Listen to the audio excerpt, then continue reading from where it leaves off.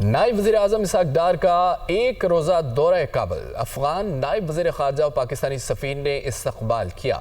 اسحاق ڈار کی افغان وزیر اعظم ملا محمد حسن اخوند سے ملاقات ہوئی ہے۔ باہمی دلچسپی کے امور پر تبادلہ خیال کیا گیا۔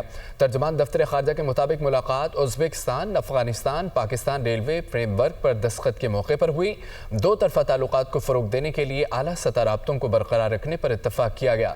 پاکستان کی جانب سے وزیر ریلوے حنیف عباسی نے معاہدے پر دستخط کیے۔ افغانستان اور ازبکستان کے وزیر خارجہ نے معاہدے پر دستخط کیے۔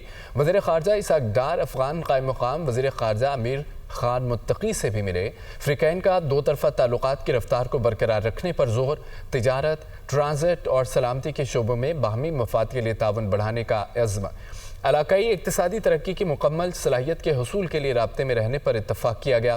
پاکستان افغانستان اور ازبکستان ریلوے لائن کی مشترکہ فیزیبلٹی اسٹڈی کے معاہدے پر دستخط کیے گئے۔ اسحاق ڈار کی افغانستان کے قائم مقام وزیر داخلہ سراج الدین حقانی سے ملاقات ہوئی ہے۔ ترجمان دفتر خارجہ کے مطابق فریقین نے سیکیورٹی صورتحال پر تفصیلی گفتگو کی۔ دونوں رہنماؤں نے خطے کو درپیش خطرات کے خاتمے کا اعادہ کیا۔ اسحاق ڈار نے سیکیورٹی مسائل کے نپٹنے کی اہمیت پر زور دیا۔ اسحاق ڈار نے بارڈر سے متعلق مسائل کے خاتمے کی اہمیت پر بھی زور دیا۔